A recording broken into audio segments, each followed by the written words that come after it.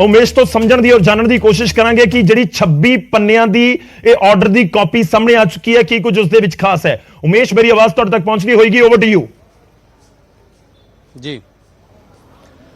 बिल्कुल गौरव, जिस हिसाब नाल तुसीं जिक्र कर रहे सी 26 पेजां दा, ये 26 पेज विक्रम मजीठिया लई अज काफी मायने रखते हैं और खाली विक्रम मजीठिया लई नहीं, अकाली दल लई भी काफी मायने रखते हैं। हालांकि एक FIR की जमानत दे ऑर्डर ने, लेकिन इस ऑर्डर नूं आपां देखिया जाए पंजाब दे हाई प्रोफाइल ड्रग रैकेट नूं जोड़ना बहुत जरूरी है। सब तो वड्डी गल, विक्रम मजीठिया के खिलाफ जिहड़ी FIR हुई सी ओही सी NDPS एक्ट के तहत। गौरव, NDPS एक्ट सैक्शन 27A लग्या सी। कोई भी NDPS का केस जदों दर्ज होंदा है तां उस तो वो होंदा है कि नशीला पदार्थ की तस्करी जो उहदे रिलेटेड, लेकिन कोर्ट दे ऑर्डर कहंदे ने कि तुसीं NDPS act they under FIR करदे हो, समग्री कित्थे है? जीरो। रिकवरी कुछ नहीं, ट्रांसपोर्टेशन वो नहीं साबित हो पाई, मनी ट्रेल वो नहीं साबित हो पाई। 2007 तो 2013 सत्ती पिंदा का जिक्र जिहड़ा आंदा है बार बार, वो 2007 तो 2013 दे विच पंजाब विच फ्रीक्वेंटली आंदे ने, यानी कि लगातार वो पंजाब कैनेडा तो पंजाब आंदे रहंदे ने। उस दौरान भी विक्रम मजीठिया दा कोई मामला नहीं सी। ईडी ने बेशक स्टेटमेंटां रिकॉर्ड कीतियां, कोर्ट ने लिखिया कि निरंजन सिंह का जिक्र आया, हरप्रीत सिद्धू होना का जिक्र है इस 26 पेजां च, स्टेटमेंटां रिकॉर्ड हुई, सब कुछ हुई, लेकिन केस नहीं सीगा विक्रम मजीठिया ते। 2013 तो बाद जो तुहानूं लग्या भी तो 2021 च आके विक्रम मजीठिया के खिलाफ NDPS मामले च तुसीं FIR करदे हो। उस तो इलावा सत्ती पिंदा 2014 विच प्रोक्लम ऑफेंडर यानी कि भगौड़ा घोषित किया गया सी 2014 विच। सत्ती दे पिंदे के खिलाफ भी 2021 च FIR दर्ज की जाती है। तो कोर्ट ने साफ कहा कि ये सारे सरकमटांसिस ने जिथे ना तो कोई रिकवरी है NDPS मामले च, ना कोई ट्रांसपोर्टेशन, ना मजीठिया दे कोई जगह तो या प्रीमाइसिस तो कोई सबूत है कि कोई ड्रग मनी या कोई ड्रग सप्लाई होए हुण, किथे भी कोई कड़ी नहीं जुड़ती पई, ये कोर्ट का कहना है। हालांकि ये एक ऑब्जर्वेशन ने, लेकिन बार बार इस करके जिक्र करना जरूरी है गौरव कि वड्डी एक ऑब्जर्वेशन नहीं है कोर्ट दी,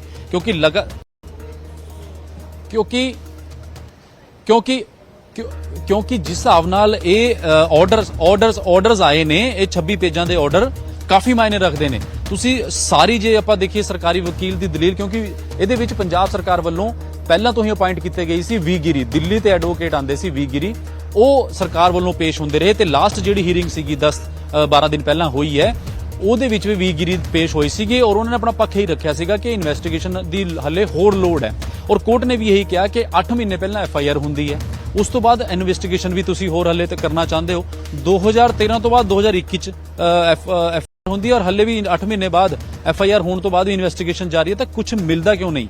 कुछ भी नहीं मिलता तो रिकवरी जीरो है, ड्रग्स कुछ नहीं मिली, मनी ट्रेल नहीं हुई, तो तमाम ये पहलू जेडे ने वो दसे गए ने। और दूजी गल है कि पुलिस रिमांड का जिक्र कर रहे थे, क्योंकि कोर्ट जदों भी कोई ऑर्डर देता है, क्योंकि नीचे जदों प्रोसीजर होंदा है कि पुलिस ने रिमांड लिया नहीं लिया, कितनी बार पेश किया, तो कोर्ट ने यह भी जिक्र किया कि पुलिस ने रिमांड ही नहीं लिया। यह भी इशारा करता है कि कितने ना कितने पुलिस नूं भी लोड़ ही नहीं सी कि हाँ कुछ, क्योंकि रिकवरी गौरव केस ही इन्ना पुराना है और इन्ना हाई प्रोफाइल केस सीगा। ईडी निरंजन सिंह का जिक्र है उहदे विच कि स्टेटमेंटां होईयां तां भी कोई मामला नहीं सी। और यह भी कहा गया कि जिहड़े दो भगौड़े सत्ती ते पिंदा का जिक्र है, पिंदे ते सत्ती का, कि वो जो 2014 च उन्होंने भगौड़ा घोषित करता गया और उन्होंने जी एप्लीकेशन है वो कैनेडियन गवर्नमेंट च हले भी पेंडिंग है, जी सेंटर एजेंसियां ने दी हुई है कि जो भगौड़े तस्कर ने लिस्ट जी सी वो हले भी पेंडिंग है। और 2013 तो लैके 2021 तक या हुण तक मजीठिया का इन्हां दोनों नाल कोई लैण देण नहीं, कोई कॉन्टैक्ट नहीं साबित हो पाया, कोई मनी ट्रेल नहीं साबित हो पाई, फाइनैंस का कोई जिक्र नहीं हो पाया, कित्थे की कहानी भी है। तो ये तमाम जिहड़े पहलू ने कोर्ट ने अपने ऑर्डर विच साफ तौर पर जिक्र किए ने। और अकाली दल इस करके मुखर होया पिया कि अकाली दल कहता है कि ऑर्डर जदों कोर्ट कह दे, क्योंकि देखो अदालत सब तो वड्डी कही जाती है, चाहे हाई कोर्ट है सुप्रीम कोर्ट होए, ओहदी अदालतां दे जिहड़े आदेश ने, अदालतां जिहड़ी फाइंडिंग्स ने, वो किते ना किते एक बंदे नूं कह लो कि पाक साफ कर दियां ने या दोषी साबित कर दियां ने। विक्रम मजीठिया 24 फरवरी तो हुण तक जेल विच ने। जदों सरैंडर किया सी और जदों ये एप्लीकेशन प्रेयर पाई सीगी, अज भी असीं सोबती जिहड़े वकील सीगे विक्रम मजीठिया दे असीं हर सुनवाई च मौजूद रहिंदे सी और मैं अज भी पुछा कि सब तो वड्डी दलील तुहाडी की सीगी, तो उन्होंने साफ कहना सीगा पॉलिटिकल वेंडेटा। हालांकि वो टेक्निकल पक्ष ही सीगे, जिद्दां जिक्र किया कि कोई रिकवरी नहीं है जी, कोई मनी ट्रेल नहीं है, कोई फाइनैंस नहीं, कोई गड्डियां नहीं है, तो उन्होंने कहा सब तो वड्डी दलील सीगी पॉलिटिकल वेंडेटा, यानी कि राजनीतिक साजिश के तहत कांग्रेस की सरकार ने उन्होंने फसाया सीगा। ये एलीगेशन उन्होंने पटिशन विच लाए हुए ने। ਸਾਫ਼ ਲਿਖਿਆ ਕਿ 3 ਡੀਜੀਪੀ ਚੇਂਜ ਹੋ ਗਏ, ਬਿਊਰੋ ਆਫ ਇਨਵੈਸਟੀਗੇਸ਼ਨ ਦੇ ਅਫਸਰ ਚੇਂਜ ਹੋ ਗਏ, ਇੱਕ ਡੀਜੀਪੀ ਨੇ ਤਾਂ ਚਿੱਠੀ ਲਿਖਤੀ ਸੀ ਕਿ ਜੀ ਮੈਂ ਨਹੀਂ ਕਰ ਸਕਦਾ। ਤਾਂ ਇਹ ਐਲੀਗੇਸ਼ਨ ਪਟੀਸ਼ਨ ਵਿੱਚ ਨੇ, ਮੌਜੂਦ ਨੇ, ਰਿਟਨ ਚ ਨੇ, ਪਬਲਿਕ ਡੋਮੇਨ ਚ ਨੇ ਡਾਕੂਮੈਂਟੋ। ਤਾਂ ਕਿਤੇ ਨਾ ਕਿਤੇ ਸਾਰਾ ਆਧਾਰ ਸੁਣਵਾਈਆਂ ਦਾ ਦੌਰ ਚੱਲਿਆ ਔਰ ਲਾਸਟ ਸੁਣਵਾਈ ਇਸ ਕਰਕੇ ਅਹਿਮ ਹੈ, ਜ਼ਿਕਰ ਕਰਨਾ ਜ਼ਰੂਰੀ ਹੈ ਲਾਸਟ ਸੁਣਵਾਈ ਦਾ, ਕਿਉਂਕਿ ਜਦੋਂ 2 ਵਾਰ ਇਹ ਪਟੀਸ਼ਨ 2 ਡਿਫਰੈਂਟ ਬੈਂਚਸ ਕੋਲ ਆਈ, ਜਸਟਿਸ ਜੀ ਮਸੀਹ ਦੀ ਕੋਰਟ ਵਿੱਚ ਸੀਗੀ, ਸੁਣ ਕੇ ਫੈਸਲਾ ਰਿਜ਼ਰਵ ਰੱਖ ਲਿਆ ਸੀ। ਲੇਕਿਨ ਜਦੋਂ 1 ਮਹੀਨੇ ਬਾਅਦ ਫੈਸਲਾ ਆਣਾ ਸੀ, ਉਹ ਹੀਅਰਿੰਗ ਲਈ ਆਉਂਦੇ ਨੇ ਔਰ ਆਪਣੇ ਆਪ ਨੂੰ ਰਿਕਿਊਜ਼ ਕਰ ਲੈਂਦੇ ਨੇ। ਰਿਕਿਊਜ਼ ਵਰਡ ਹੁੰਦਾ ਹੈ ਕਿ ਜੱਜ ਨੇ ਆਪਣੇ ਆਪ ਨੂੰ ਸੁਣਵਾਈ ਤੋਂ ਅਲੱਗ ਕੀਤਾ, ਕਾਰਨ ਉਹਨਾਂ ਨੇ ਕੋਈ ਨਹੀਂ ਦਿੱਤਾ ਸੀ। ਉਸ ਤੋਂ ਬਾਅਦ ਜਦੋਂ ਦੂਜੀ ਬੈਂਚ ਵਿੱਚ ਗਿਆ, ਜਸਟਿਸ ਅਨੂਪ ਚਿਤਕਾਰਾ ਨੂੰ ਲਾਇਆ ਗਿਆ, ਜਸਟਿਸ ਅਨੂਪ ਚਿਤਕਾਰਾ ਨੇ ਵੀ ਰਿਕਿਊਜ਼ ਕੀਤਾ, ਯਾਨੀ ਕਿ ਆਪਣੇ ਆਪ ਨੂੰ ਵੱਖ ਕਰ ਲਿਆ ਔਰ ਰੀਜ਼ਨ ਦਿੱਤਾ ਉਹਨਾਂ ਨੇ, ਜਸਟਿਸ ਅਨੂਪ ਚਿਤਕਾਰਾ ਨੇ, ਕਿ ਕਿਉਂਕਿ ਉਹ ਜਗਜੀਤ ਚਹਿਲ ਜਿਹੜਾ ਇਸ ਮਾਮਲੇ ਨਾਲ ਜੁੜਿਆ ਹੋਇਆ, ਉਹਦੇ ਉਹ ਵਕੀਲ ਰਹਿ ਚੁੱਕੇ ਨੇ ਹਿਮਾਚਲ 'ਚ, ਰੀਜ਼ਨ ਦੇ ਕੇ ਉਹਨਾਂ ਨੇ ਅਲੱਗ ਕਰ ਲਿਆ। ਤਾਂ ਇਹ ਤੀਜੀ ਬੈਂਚ ਜਿਹੜੀ ਜਸਟਿਸ ਰਾਵ ਤੇ ਜਸਟਿਸ ਸਰਵੇਸ਼ਵਰ ਠਾਕੁਰ ਦੀ ਬੈਂਚ ਨੇ, ਉਹਨਾਂ ਕੋਲ ਮੈਟਰ ਆਇਆ, ਉਹਨਾਂ ਨੇ ਸੁਣਿਆ। ਔਰ ਲਾਸਟ ਹੀਅਰਿੰਗ ਦਾ ਮੈਂ ਇਸ ਲਈ ਜ਼ਿਕਰ ਕਰਾਂਗਾ, ਲਾਸਟ ਹੀਅਰਿੰਗ ਵਿੱਚ ਕੋਰਟ ਨੇ ਪਹਿਲਾਂ ਹੀ ਕਹਿਤਾ ਸੀ, ਲਾਸਟ ਹੀਅਰਿੰਗ 'ਚ ਉਸ ਤੋਂ ਪਹਿਲਾਂ, ਕਿ ਜਦੋਂ ਇਹ ਹੀਅਰਿੰਗ ਹੈ ਲਾਸਟ ਹੋਏਗੀ ਔਰ ਆਪਣਾ ਤੁਸੀਂ ਪੱਖ, ਜਿੰਨੇ ਵੀ ਤੁਸੀਂ ਆਰਗੂਮੈਂਟ ਜਾਂ ਤੁਹਾਨੂੰ ਕਹਿਣਾ ਆਪਣੇ ਟੈਕਨੀਕਲ ਪੱਖ, ਕਾਨੂੰਨੀ ਪਹਿਲੂ, ਲਾਅ ਪੁਆਇੰਟਸ, ਸਿਨੋਪਸਿਸ ਸਾਰੇ ਤਿਆਰ ਕਰਕੇ ਲਿਆਇਓ ਔਰ ਅਸੀਂ ਸੁਣਾਂਗੇ ਔਰ ਉਸ ਤੋਂ ਬਾਅਦ ਰਿਜ਼ਰਵ ਹੋਏਗਾ। ਔਰ ਉਹੀ ਗੱਲ ਹੋਈ, ਵੀ ਗਿਰੀ ਪੰਜਾਬ ਸਰਕਾਰ ਦੇ ਵਕੀਲ ਇਸ ਮਾਮਲੇ 'ਚ ਪਹਿਲਾਂ ਤੋਂ ਅਪਾਇੰਟ ਕੀਤੇ ਗਏ ਸੀਗੇ, ਦਿੱਲੀੋਂ ਆਉਂਦੇ ਸੀ, ਉਹਨਾਂ ਨੇ ਕਿਹਾ ਜੀ ਦੇਖੋ ਸਾਡਾ ਉਹੀ ਪੱਖ ਨੇ ਕਿ ਇਹਨਾਂ ਦੇ ਲਿੰਕ ਨੇ, ਪਿੰਦੀ ਸੱਤਾ ਇੱਥੇ ਪੰਜਾਬ 'ਚ ਆਉਂਦੇ ਰਹੇ ਔਰ ਇਹ ਫੈਸਿਲਿਟੇਟ ਕਰਦੇ ਰਹੇ ਜਦੋਂ ਵਿਕਰਮ ਮਜੀਠੀਆ ਮੰਤਰੀ ਸੀਗੇ ਤੇ ਇਹ ਪਿੰਦੀ ਸੱਤਾ ਤਸਕਰ ਸੀਗੇ, ਉਹ ਆਪਣਾ ਪੱਖ ਰੱਖਿਆ। ਵਕੀਲਾਂ ਨੇ, ਮਜੀਠੀਆ ਦੇ ਵਕੀਲਾਂ ਨੇ ਆਪਣੀ ਸਾਈਡ ਰੱਖੀ ਕਿ ਜੀ ਬਿਲਕੁਲ ਜਦੋਂ ਮੰਤਰੀ ਸੀਗੇ, NRI ਕੋਈ ਆ ਗਿਆ ਤਾਂ ਫੋਟੋਆਂ ਖਿਚਵਾ ਲੀਆਂ ਤਾਂ ਇਹਦੇ 'ਚ ਕੀ ਹੈ, ਲੇਕਿਨ ਇਹ ਕਿੱਥੇ ਪ੍ਰੂਫ ਹੁੰਦਾ ਹੈ ਕਿ ਇਨਵੋਲਵਮੈਂਟ ਕੀ ਸੀਗੀ, ਕੋਈ ਰਿਕਵਰੀ ਨਹੀਂ, ਕੋਈ ਫਾਈਨੈਂਸ਼ੀਅਲ ਕੁਝ ਨਹੀਂ ਕੜੀ ਜੋੜੀ। ਉਹੀ ਕੋਰਟ 'ਚ ਆਰਡਰ 'ਚ ਹੁਣ ਵੀ ਦੇਖਣ ਨੂੰ ਆਇਆ। ਸ਼ਰਤਾਂ ਦੀ ਆਪਾਂ ਗੱਲ ਕਰ ਲਈ ਹੁਣ ਗੌਰਵ, 2 ਲੱਖ ਦਾ ਨੀਚੀ ਮੁਜਲਕਾ ਤੁਸੀਂ ਜ਼ਿਕਰ ਕਰ ਰਹੇ ਸੀ, ਪਾਸਪੋਰਟ ਸਰੈਂਡਰ ਕਰਨਾ ਹੁੰਦਾ। ਧੰਨਵਾਦ ਸਾਡੇ ਨਾਲ ਜੁੜਨ ਲਈ, ਇਸ ਪੂਰੀ ਗੱਲਬਾਤ ਦੇ ਲਈ ਲਾਜ਼ਮੀ ਤੌਰ ਤੇ ਤੁਹਾਡੇ ਕੋਲ ਹੋਰ ਆਵਾਂਗੇ, ਦੁਬਾਰਾ ਆਵਾਂਗੇ ਤੇ ਇਸ ਪੂਰੇ ਮਾਮਲੇ ਦੇ ਵਿੱਚ ਹੋਰ ਕੀ ਕੁਝ ਤੱਥ ਨਿਕਲ ਕੇ ਸਾਹਮਣੇ ਆ ਰਹੇ ਨੇ, ਤੁਹਾਡੇ ਤੋਂ ਹੋਰ ਜਾਣਕਾਰੀ ਲੈਣ ਦੀ ਅਸੀਂ ਕੋਸ਼ਿਸ਼ ਕਰਾਂਗੇ। ਫਿਲਹਾਲ ਦੇ ਲਈ ਧੰਨਵਾਦ। ਸਾਡੇ ਸਹਿਯੋਗੀ ਉਮੇਸ਼ ਹਾਈ ਕੋਰਟ ਤੋਂ ਜਾਣਕਾਰੀ ਦੇ ਰਹੇ ਸੀ, ਹਾਈ ਕੋਰਟ ਤੋਂ ਜ਼ਮਾਨਤ ਮਿਲੀ ਹੈ ਵਿਕਰਮ ਮਜੀਠੀਆ ਨੂੰ ਔਰ ਇਸ ਜ਼ਮਾਨਤ ਦੇ ਨਾਲ ਜੋ ਜ਼ਿਕਰ ਹੋਇਆ ਹੈ, ਟਿੱਪਣੀਆਂ ਕੀਤੀਆਂ ਗਈਆਂ ਨੇ ਔਰ ਕਾਬਲੇ ਗੌਰ ਇਹ ਵੀ ਹੈ ਕਿ ਜੋ ਉਮੇਸ਼ ਦੇ ਵੱਲੋਂ ਇੱਕ ਅਹਿਮ ਜਾਣਕਾਰੀ ਦਿੱਤੀ ਜਾ ਰਹੀ ਸੀ ਕਿ ਅਦਾਲਤ ਦੇ ਜਿਹੜੇ ਜੱਜਿਸ ਨੇ, ਅਦਾਲਤ ਦੇ ਵੱਲੋਂ ਇਹ ਪਹਿਲਾਂ ਹੀ ਕਹਿ ਦਿੱਤਾ, ਅਦਾਲਤ ਦੇ ਵੱਲੋਂ ਇਹ ਪਹਿਲਾਂ ਕਿਹਾ ਗਿਆ ਸੀ ਕਿ ਅਸੀਂ ਫਾਈਨਲ ਹੀਅਰਿੰਗ ਕਰਾਂਗੇ, ਯਾਨੀ ਕਿ ਆਖਰੀ ਸੁਣਵਾਈ ਹੋਏਗੀ ਜ਼ਮਾਨਤ ਦੀ ਅਰਜ਼ੀ ਦੇ ਉੱਤੇ, ਇਸ ਕਰਕੇ ਤੁਸੀਂ ਦੋਵੇਂ ਧਿਰਾਂ ਆਪੋ ਆਪਣੇ ਪੱਖ ਸਾਰੇ ਰੱਖੋ, ਜੋ ਕੁਝ ਤੁਸੀਂ ਕਹਿਣਾ ਚਾਹੁੰਦੇ ਹੋ ਜਾਂ ਫਿਰ ਅਦਾਲਤ ਤੱਕ ਪਹੁੰਚਾਉਣਾ ਚਾਹੁੰਦੇ ਹੋ। ਤਾਂ ਉਹ ਸਾਰੀਆਂ ਸੁਣਵਾਈਆਂ ਤੋਂ ਬਾਅਦ ਪਿਛਲੀ ਸੁਣਵਾਈ ਦੇ ਦੌਰਾਨ ਅਦਾਲਤ ਨੇ ਆਪਣਾ ਫੈਸਲਾ ਸੁਰੱਖਿਅਤ ਰੱਖ ਲਿਆ ਸੀ ਜ਼ਮਾਨਤ ਦੀ ਅਰਜ਼ੀ ਦੇ ਉੱਤੇ, ਤੇ ਹੁਣ ਉਹ ਫੈਸਲਾ ਸੁਣਾਇਆ ਜੋ ਵਿਕਰਮ ਮਜੀਠੀਆ ਦੇ ਪੱਖ ਦੇ ਵਿੱਚ ਗਿਆ ਤੇ ਉਹਨਾਂ ਨੂੰ ਰੈਗੂਲਰ ਬੇਲ ਮਿਲ ਚੁੱਕੀ ਹੈ ਤੇ ਵਿਕਰਮ ਮਜੀਠੀਆ ਹੁਣ ਪਟਿਆਲਾ ਜੇਲ੍ਹ ਦੇ ਵਿੱਚ ਜੋ ਬੰਦ ਨੇ ਔਰ ਜਲਦ ਔਰ ਰਿਹਾ ਹੋਣ ਜਾ ਰਹੇ ਨੇ ਇਸ ਜ਼ਮਾਨਤ ਨੂੰ ਮਿਲਣ ਤੋਂ ਬਾਅਦ। ਖੈਰ ਇਹ ਜ਼ਮਾਨਤ ਦੇ ਮਾਮਲੇ ਦੇ ਸਾਹਮਣੇ ਆਉਣ ਤੋਂ ਬਾਅਦ, ਇਸ ਆਰਡਰ ਦੇ ਸਾਹਮਣੇ ਆਉਣ ਤੋਂ ਬਾਅਦ ਸਿਆਸੀ ਟਿੱਪਣੀਆਂ ਲਗਾਤਾਰ ਸਾਹਮਣੇ ਆ ਰਹੀਆਂ ਨੇ। ਅਕਾਲੀ ਦਲ ਹਮਲਾਵਰ ਹੈ, ਅਕਾਲੀ ਦਲ ਹਮਲਾਵਰ ਹੈ ਕਾਂਗਰਸ ਦੀ ਸਰਕਾਰ ਦੇ ਉੱਤੇ, ਸਾਬਕਾ ਕਾਂਗਰਸ ਸਰਕਾਰ ਦੇ ਉੱਤੇ। ਅਕਾਲੀ ਦਲ ਹਮਲਾਵਰ ਹੈ ਮੌਜੂਦਾ ਆਮ ਆਦਮੀ ਪਾਰਟੀ ਦੀ ਸਰਕਾਰ ਦੇ ਉੱਤੇ। ਕਾਂਗਰਸ ਆਮ ਆਦਮੀ ਪਾਰਟੀ ਦੇ ਉੱਤੇ ਹਮਲਾਵਰ ਹੈ ਤੇ ਸਭ ਦੇ ਵਿਚਾਲੇ ਆਮ ਆਦਮੀ ਪਾਰਟੀ ਦੀ ਸਰਕਾਰ, ਜੋ ਮੌਜੂਦਾ ਸਰਕਾਰ ਹੈ ਪੰਜਾਬ ਦੇ ਵਿੱਚ, ਉਹ ਵੀ ਤਰਕ ਦੇ ਰਹੇ ਨੇ ਆਪਣੇ ਆਧਾਰ ਦੇ ਉੱਤੇ। ਕੀ ਕੁਝ ਇਸ ਸਮੇਂ ਸਿਆਸੀ ਬਿਆਨਬਾਜ਼ੀਆਂ ਹੋ ਰਹੀਆਂ ਨੇ, ਉਹ ਵੀ ਤੁਹਾਨੂੰ ਸੁਣਾਉਂਦੇ ਹਾਂ।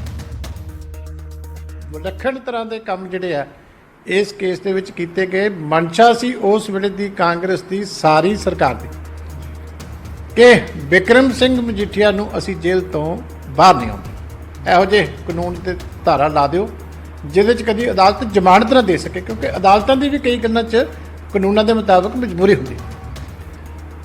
ਔਰ ਸਰਕਾਰ ਬਦਲੀ ਤੇ ਨਵੀਂ ਸਰਕਾਰ ਨੇ ਵੀ ਕੋਈ ਕਸਰ ਨਾ ਛੱਡੀ। ਇਹਨਾਂ ਨੇ ਵੀ ਆਉਂਦਿਆਂ ਸਾਰੀ ਕਦੀ ਸਿੱਟ ਬਦਲ, ਕਦੀ ਕੋਈ ਬਦਲ, ਵੱਡੇ ਵਕੀਲ ਪੇਸ਼ ਕੀਤੇ ਦਿੱਲੀ ਤੋਂ ਲਿਆ ਕੇ ਵੀ ਜ਼ਮਾਨਤ ਨਹੀਂ ਹੋਣੀ ਚਾਹੀਦੀ। ਐਡਾ ਵੱਡਾ ਵਕਾਰ ਦਾ ਇਸ਼ੂ ਸਰਕਾਰਾਂ ਨੇ ਬਣਾਇਆ। ਇਸ ਕਰਕੇ ਮੈਂ ਮਜੀਠੀਆ ਸਾਹਿਬ ਨੂੰ ਵੀ ਵਧਾਈ ਦਿੰਦਾ ਕਿ ਉਹਨਾਂ ਨੇ ਇੱਕ ਕਾਨੂੰਨ ਦੇ ਅੰਦਰ ਚੱਲਦੇ ਹੋਏ ਇੱਕ ਚੰਗੇ ਨਾਗਰਿਕ ਵਾਂਗੂ ਸਾਰੀ ਪ੍ਰਕਿਰਿਆ ਨੂੰ ਬੜਾ ਬੋਲਡਲੀ ਫੇਸ ਕੀਤਾ।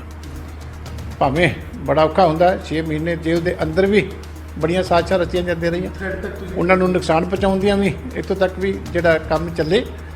ਲੇਕਿਨ ਬੜੇ ਸਹਿਜ 'ਚ ਰਹਿ ਕੇ ਇੱਕ ਚੰਗੇ ਸ਼ਹਿਰੀ ਦੀ ਤਰ੍ਹਾਂ ਉਹਨਾਂ ਨੇ ਸਾਰੀ ਕਾਨੂੰਨੀ ਪ੍ਰਕਿਰਿਆ ਨੂੰ ਫੇਸ ਕੀਤਾ ਔਰ ਅੱਜ ਅਦਾਲਤ ਨੇ ਜਿਹੜੀ ਆ ਜ਼ਮਾਨਤ ਦਿੱਤੀ ਹੈ। ਮੈਂ ਅਦਾਲਤ ਦਾ ਧੰਨਵਾਦ ਕਰਦਾ। ਅੱਜ ਵਿਕਰਮ ਸਿੰਘ ਮਜੀਠੀਆ ਜੀ ਨੂੰ ਜਿਹੜੀ ਜ਼ਮਾਨਤ ਮਿਲੀ ਆ, ਅੱਜ ਆਮ ਆਦਮੀ ਪਾਰਟੀ ਨੂੰ ਸਿੱਧੇ ਸਵਾਲ ਬਣਦੇ ਆ ਕਿ ਕੀ ਗੱਲ ਤੁਹਾਡੇ ਤੋਂ ਕੇਸ ਤਗੜੇ ਤਰੀਕੇ ਨਾਲ ਲੜਿਆ ਨਹੀਂ ਗਿਆ ਜਾਂ ਤੁਸੀਂ ਵਿਕਰਮ ਮਜੀਠੀਆ ਨੂੰ ਬੇਕਸੂਰ ਮੰਨਦੇ ਹੋ। ਇਹ ਉਹੀ ਲੋਕ ਜਿਹੜੇ ਸਭ ਤੋਂ ਵੱਧ ਪ੍ਰਚਾਰ ਕਰਦੇ ਸੀ ਬਿਕਰਮ ਮਜੀਠੀਆ ਦੇ ਉਲਟ, ਵੀ ਬਿਕਰਮ ਮਜੀਠੀਆ ਨੂੰ ਫੜ ਕੇ ਅੰਦਰ ਦਵਾਂਗੇ। ਹੁਣ ਤਾਂ ਉਹ ਅੰਦਰ ਬੈਠੇ, ਇੰਨੀਆਂ ਧਾਰਾ ਸੰਗੀਨ ਸੀਗੀਆਂ, ਚਲਾਨ ਇਹਨਾਂ ਨੇ ਪੇਸ਼ ਕਰਨਾ ਸੀ, ਵਕੀਲ ਇਹਨਾਂ ਨੇ ਖੜੇ ਕਰਨੇ ਸੀ, ਇਨਵੈਸਟੀਗੇਸ਼ਨ ਇਹਨਾਂ ਕੋਲ ਸੀ।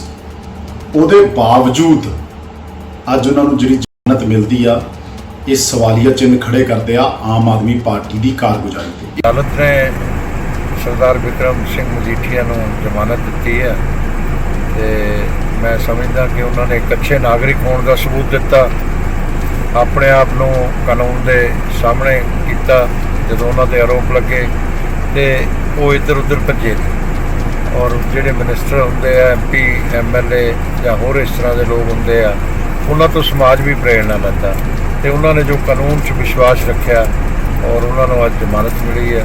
ਹੁਣ ਵੀ ਉਹ ਕਾਨੂੰਨ ਦਾ ਸਾਹਮਣਾ ਕਰਨਗੇ ਤੇ ਉਹ ਸਾਫ਼ ਸੁਥਰੇ ਹੋ ਕੇ ਵੀ ਨਿਕਲਣਗੇ ਤੇ ਮੈਂ ਸਮਝਦਾ ਇਹਦੇ ਲਈ ਉਹਨਾਂ ਨੂੰ ਵਧਾਈ ਵੀ ਹੈ ਤੇ ਉਹਨਾਂ ਨੇ ਇੱਕ ਅੱਛੇ ਆਚਰਣ ਦਾ ਸਬੂਤ ਦਿੱਤਾ ਹੈਗਾ, ਇੱਕ ਅੱਛੇ ਨਾਗਰਿਕ ਹੋਣ ਦਾ ਆਚਰਣ ਕੀਤਾ, ਉਹ ਵੀ ਬਹੁਤ ਅੱਛੀ ਗੱਲ ਹੋਈ ਹੈ। ਤੇ ਦੂਸਰਾ ਮੈਂ ਇਹ ਕਹਿਣਾ ਕਿ ਹੁਣ ਉਹ ਆਪਣਾ ਆ ਕੇ ਆਮ ਜੀਵਨ 'ਚ ਪਰਮਾਤਮਾ ਉਹਨਾਂ ਨੂੰ ਕਾਮਯਾਬੀ ਬਖਸ਼ੇ ਔਰ ਉਹ ਆਪਣਾ ਇੱਕ ਭਲੇ ਇਨਸਾਨ ਨੇ ਤੇ ਆਪਣਾ ਕੰਮ ਕਰਨ 'ਚ ਕਾਮਯਾਬ ਹੋਣ।